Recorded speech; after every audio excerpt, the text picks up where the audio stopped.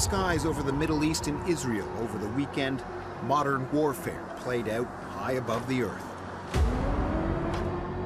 Iran launched hundreds of killer drones and missiles at Israel, an attack that has an already volatile region on the brink of a wider war. The fact that most of those drones, actually all of those drones and all of the cruise missiles that were sent were intercepted outside of Israel is an incredible testament, not just to Israeli defenses, but also to the coalition that the United States has built. For decades, Israel and Iran have exchanged blows indirectly through terror attacks, strikes on proxies, and assassinations. Israel released footage of what it says are intercepts of drones and missiles launched from Iran itself. They are a new chapter in this conflict.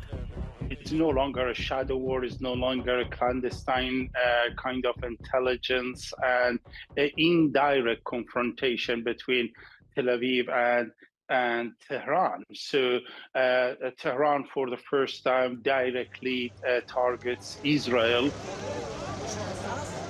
Iran blames Israel for an airstrike on a consulate in Syria 2 weeks ago that killed senior Iranian military commanders.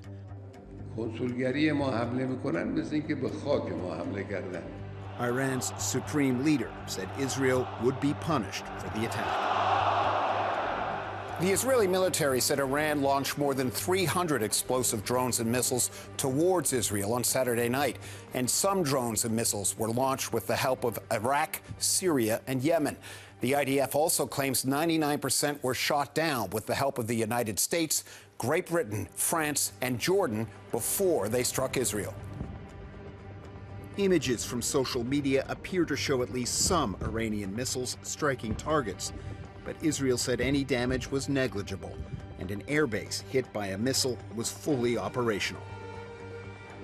At an emergency session of the UN Security Council, the costs of escalation from here were laid out by the Secretary General. The Middle East is on the brink. The people of the region are confronting a real danger of a devastating, full-scale conflict. But this strike did not come out of nowhere. Iran says it tipped its hand well before the attack to its allies and Washington. The fact that Iran has coordinated at least 3 days before with not only the countries in the region, but also with the United States, illustrate that Iran's response was symbolic. The targets, the timing, the scale has been already set with the United States. They knew exactly what time, when, and how this will be happening. Next time, it won't probably. The unknown in this equation, how Israel will react. Everything about the country's military posture suggests it would hit back hard. But a full-scale war in the region is the last thing U.S. President Joe Biden needs for American interests in the Middle East and for his re-election prospects in November. For him domestically, he does not want a war going into a November election. He does not want a war in the Middle East that can destabilize oil prices. So he is going to do everything in his power to try to lean on Israel to say, take the win. You were not seriously hit in this attack, in large part because of what we've done with the coalition that we've built. Let's leave it there and move on. Iran has signaled through official channels it considers the matter concluded. But security analyst Dmitry Alperovich says it will take sustained pressure from the U.S. and other allies to hold Israel back. The reality is that Bibi and his war cabinet, I think, are interested in responding. They feel like this was such an enormous attack, such a violation of Israeli deterrence, that they need to respond. But I think the American pressure, and I'm sure regional pressure as well, is playing a role here. For Iran, the stakes couldn't be higher. News of the first ever direct attack on Israel sparked celebrations. But Dr. Alam Saleh says there's a danger if Israel does retaliate after this clear a signal of capabilities from Tehran. It might lead Iran to go nuclear.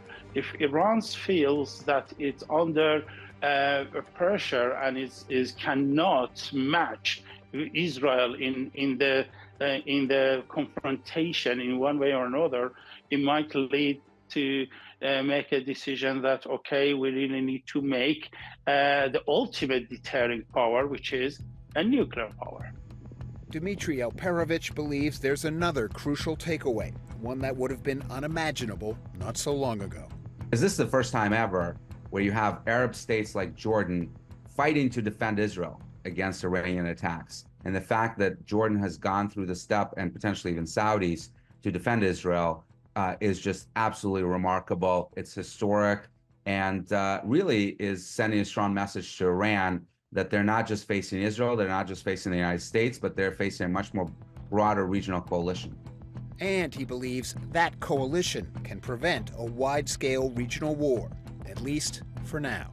I think more likely than not, we avoid a broader conflict. I think the White House pressure is having an effect on Israel to freeze their plans to retaliate.